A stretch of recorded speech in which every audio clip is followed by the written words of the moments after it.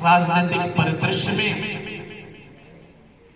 सरकारी निर्देशन अनुसार आज की तिथि को संविधान दिवस के रूप में माध्यमिक शिक्षा के समस्त विद्यालयों में मनाने का निर्देशन प्राप्त हुआ है। इसी परिप्रेक्ष्य में, इसी आदेश के अनुपालन में जनपद चंदौली के जिला मुख्यालय से सुदूर अंचल में अवस्थित मां गंगा की गोद में समाहित इस क्षेत्र के, इस अंचल के शिक्षा की प्राचीनतम राजधानी श्री सरस्वती इंटर कॉलेज टांडा कला चंदौली के इस विद्यालय परिसर में, इस प्रार्थना स्थल पर हम सभी अध्यापक वर्गों का और आप सभी विद्यार्थियों गणों का आगमन हुआ है।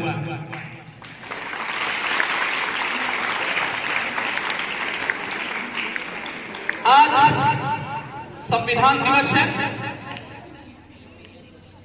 कारण 9 दिसंबर 1946 को संविधान बनाने की प्रक्रिया प्रारंभ हुई थी। वह जाकर के आज ही की तिथि अर्थात 26 नवंबर सन 1949 को समाप्त हुई। मतलब आज ही हमारा संविधान बनकर के तैयार हुआ था। कुल मिलाकर के 2 वर्ष 11 माह और 18 दिन इस संविधान को बनने में लगे। आज ही संविधान बनकर के तैयार हो गया था, तथापि इस संविधान को आज ही की तिथि से लागू नहीं किया गया। इसका एक ऐतिहासिक कारण है। 26 जनवरी 1930 को हमारे देश के प्रथम प्रधानमंत्री पंडित जवाहरलाल नेहरू ने लाहौर, जो उस समय हिंदुस्तान का ही हिस्सा हुआ करता था, इस समय पाकिस्तान का हिस्सा है, लाहौर में रावी नदी के किनारे रावी नदी के पानी को अंजलि में लेकर के पूर्ण स्वराज की घोषणा की। इसीलिए हमारे नीति निर्माताओं ने यह तय किया कि संविधान को आज अर्थात 26 नवंबर को लागू नहीं किया जाएगा, बल्कि ठीक इसके 2 महीने बाद अर्थात 26 जनवरी को लागू किया जाएगा। इसीलिए 26 नवंबर 1949 को संविधान के केवल मुख्य 4 भागों को ही तत्काल प्रभाव से लागू किया गया, किंतु लगभग शेष बाकी संविधान को 26 जनवरी 1950 से लागू किया गया। मेरी समझ से आज का संविधान दिवस, आज की यह तिथि संविधान बनने के कारण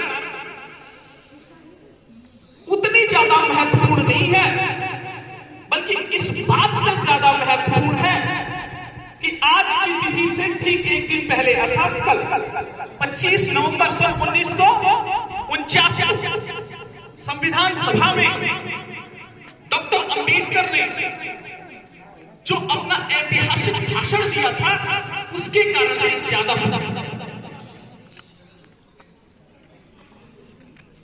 डॉक्टर अंबेडकर ने संविधान सभा में बोलते हुए कहा कि however good a constitution may be, it may be turned out to be bad if those who are called to work it happen to be bad by law. And however bad a constitution may be, it may be turned out to be good if those who are called to work it happen to be bad by law. अंतिम भाषण वक्ता के रूप में बोलते हुए doctor Ambedkar ने कहा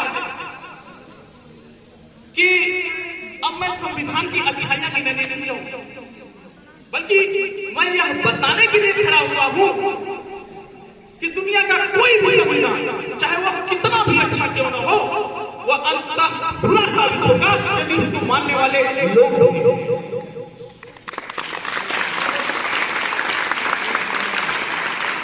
दुनिया का कोई भी संविधान चाहे वह कितना भी बुरा क्यों न हो, वह अंततः अच्छा साबित होगा यदि उसको मानने वाले लोग अच्छे होंगे।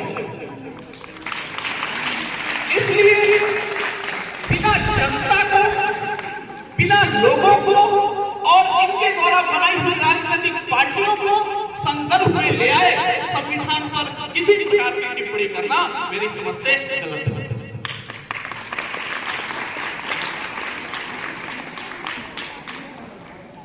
इसके बाद डॉक्टर अंबेडकर ने कहा कि संविधान इस देश के इतिहास को देखते हुए मुझे संशय है, इस बात की आशंका है, जहां इतनी जातियों में बटे हुए लोग हैं, इतने धर्मों को मानने वाले लोग हैं, क्षेत्रीयता जैसे संकीर्ण विचारधारा को मानने वाले लोग हैं, यह भविष्य में कैसी कैसी राजनीतिक पार्टियां बनाएंगे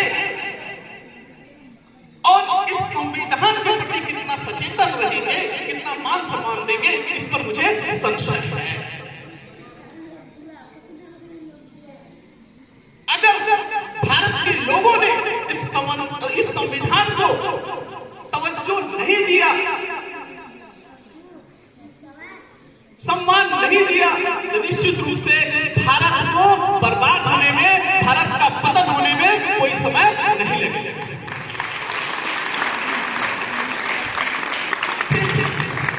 अपने उस ऐतिहासिक भाषण में डॉक्टर अंबेडकर ने 3 चेतावनियां दी कि केवल 3 ही कारण होंगे इस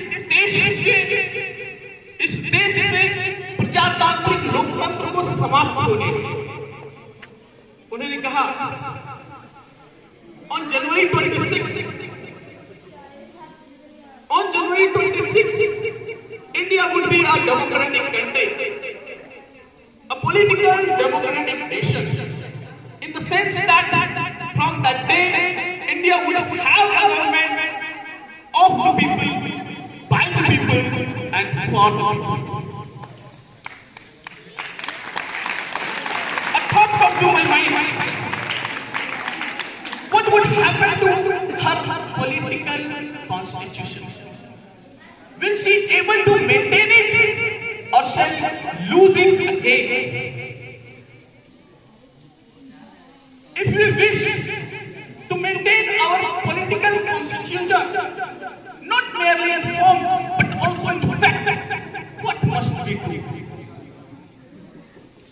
In my judgment, if we wish to maintain our political constitution, we must hold fast to the constitutional method of achieving our social and economic objectives. यदि हमें जो है राजनीतिक लोकतंत्र को बहाल करना है, अगर हमें जो है राजनीतिक लोकतंत्र को इस देश में बनाए रखना है, तो हमें अपने सामाजिक उद्देश्यों की प्राप्ति के लिए, आर्थिक उद्देश्यों की प्राप्ति के लिए केवल और केवल संवैधानिक नीतियों का ही सहारा लेना पड़ेगा। इन असंवैधानिक नीतियों का सहारा नहीं लेना पड़ेगा। It means to say that we must abandon the bloody methods of all kinds of revolution.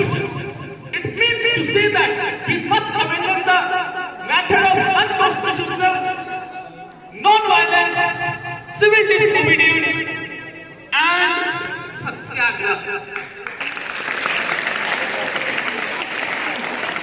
इसका कहने का मतलब यह है कि चाहे जो भी परिस्थितियां रही हो हमारी, अंग्रेजों से लड़ते हुए हमने सत्याग्रह का सहारा लिया, असहयोग आंदोलन का सहारा लिया, हमने संविधान अवज्ञा आंदोलन चलाया, लेकिन जब संवैधानिक नीतियां हैं हमारे पास, तो निस्संदेह हमें इन असंवैधानिक नीतियों का सहारा नहीं लेना चाहिए। If constitutional methods are available, then there can be no justification for these unconstitutional methods. These methods are nothing but the grammar of anarchy. As soon as they are abandoned,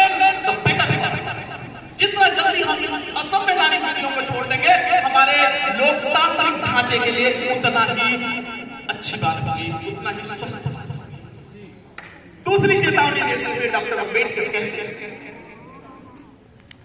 on January 26, we are going to enter into the world of contradiction.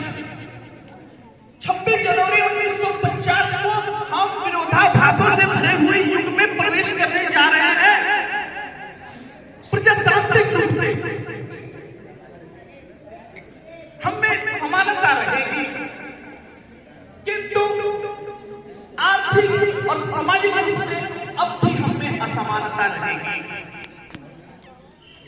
प्रजातांत्रिक रूप से हम एक व्यक्ति, एक vote और प्रत्येक vote का एक ही वोट, इस सिद्धांत का तो प्रतिपादन कर रहे होंगे, किंतु हम सामाजिक और आर्थिक रूप से अब भी असमान होंगे।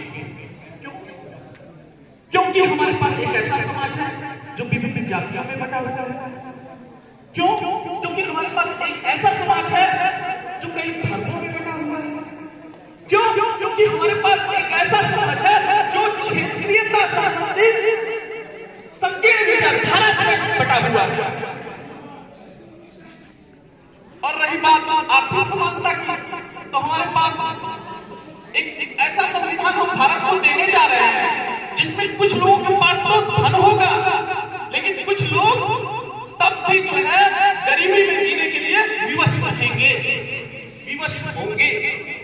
आखिर कब तक हम इन विरोधाभास से भरे हुए जीवन में जीते रहेंगे?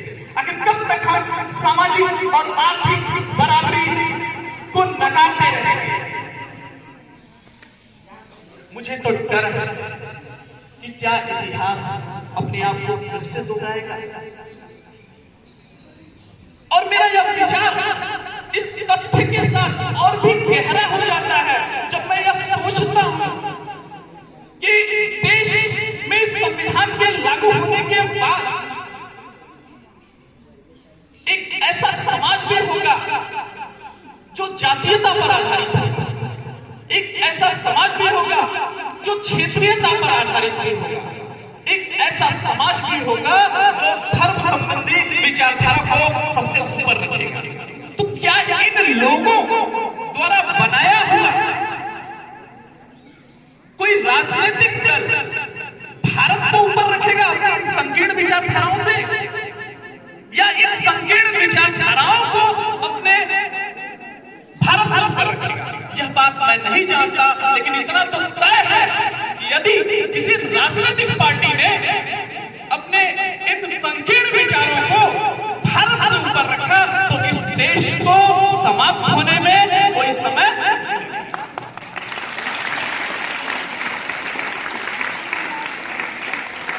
विविधता में एकता इस देश की सबसे बड़ी पहचान है और यही होनी चाहिए। हमने इस संविधान को बनाते समय यह पूरी कोशिश की है कि इतने बड़े देश को जो इतनी विभिन्न जातियों में बटा हुआ है, इतने धर्मों में बटा हुआ है, इतने क्षेत्रीयताओं में बटा हुआ है, इसको जो है एक साथ रखा जा सके। यह अगर ढांचा टूटेगा तो हम अपने लोकतांत्रिक ढांचे को भी, जिसको कि संविधान सभा ने इतनी मेहनत से तैयार किया है, उसे भी बचा नहीं पाएगा। तीसरी और सबसे महत्वपूर्ण चेतावनी लेते हुए डॉक्टर अंबेडकर कहते हैं कि हमें जॉन स्टुअर्ट मिल के उस चेतावनी को नहीं भूलना चाहिए जो उन्होंने दुनिया भर के उन सभी लोगों को दी है जिन्हें लोकतंत्र में और लोकतंत्र को बनाए रखने में दिलचस्पी है। अर्थात हमें किसी भी कीमत पर अपनी स्वतंत्रता को किसी महापुरुष के चरणों में समर्पित नहीं कर देना है, या उस पर विश्वास करके उसे इतनी ज्यादा शक्तियां नहीं देनी है कि वह सत्ता की समस्त संस्थाओं को समाप्त करने में लग जाए। कब से बनो हमारा देश, वाह वाह सजी वाह, जब किसी को यह शक्तियां दे देगा तो हमारे लोकतंत्र के लिए बहुत बड़ा खतरे की बात होगी। कहने का मतलब यह है कि किसी महापुरुष के प्रति कृतज्ञता ज्ञापित करते हुए कृतज्ञ रहने में कोई बुराई नहीं। जिन्होंने मां भारती को आजाद कराने के लिए अपना सर्वोच्च बलिदान देने का जो है प्रण लिया था और सर्वोच्च बलिदान भी दिया, उनके प्रति कृतज्ञ होने में कहीं कोई बुराई नहीं है। लेकिन उनके प्रति भी हम कितना कृतज्ञ होंगे, कितना कृतज्ञता ज्ञापित करेंगे, इसकी भी एक सीमा होनी चाहिए।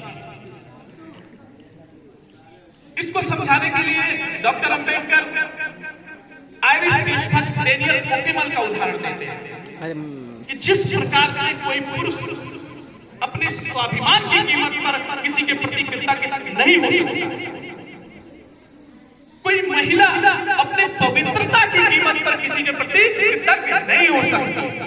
कहने का तात्पर्य यह है कि कोई महिला किसी पुरुष के प्रति कृतज्ञता ज्ञापित करते हुए अपने सतीत्व को दांव पर नहीं लगा सकती। ठीक उसी प्रकार से कोई राष्ट्र किसी व्यक्ति विशेष के प्रति कृतज्ञता ज्ञापित करते हुए अपनी स्वतंत्रता को दांव पर नहीं लगा सकता।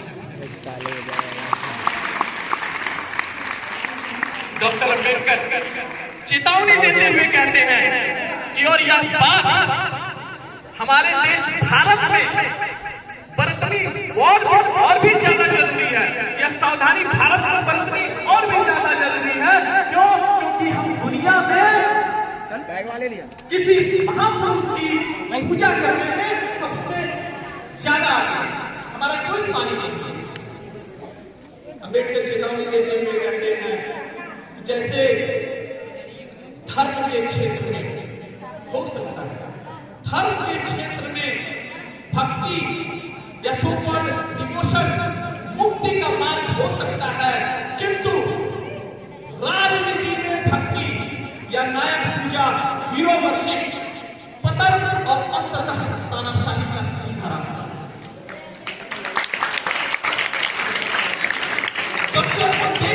चेतावनी हमें यह लगता है हमारे इन नौजवानों को जितनी भ्रमित है हमारी नॉलेज। आजकल एक व्हाट्सएप यूनिवर्सिटी चली, वहीं से जो है नॉलेज लेते हैं। तो वो व्हाट्सएप पे यूनिवर्सिटी से जो विघ्नित बच्चे हैं, जो हमारे नौजवान हैं, जिनको एक स्वस्थ लोग की नींव रखनी है, उन्हें बताने आज के दिन बहुत ज्यादा जरूरी थी। इसलिए हमने बताना उसे समझा। अभी कुछ दिन पहले एक स्ट्रीट आइकॉन चंदौली आए हुए थे राकेश यादव रोशन जी, आपने वोट का महत्व बताते हुए आपको समझाया था कि आप अपने घरों में जाइए, अपने बड़े बुजुर्गों को समझाइए। 1 सितंबर तक आपकी डेट है, अगर जगह डेट वोट देने की हो गई है तो हमारे जो है BLO है अपने क्षेत्र के, उनके यहाँ जाइए और उनको जो है प्रेरित करिए कि वो आ करके अपना नाम सुधरवाएं और वोट देने के अधिकारी हैं। और उसी परिपाटी में हमारे विद्यालय में कुछ BLO लोग आए हुए हैं। तो हमें जो है एक स्वस्थ लोकतंत्र की जब नींव रखनी है तो हमें जो है डॉक्टर अम्बेडकर की तीनों चेतावनियों को ध्यान में रखना होगा और अपनी सरकार चुनते समय हमें इस बात का ध्यान रखना होगा। अब मैं आग्रह करूंगा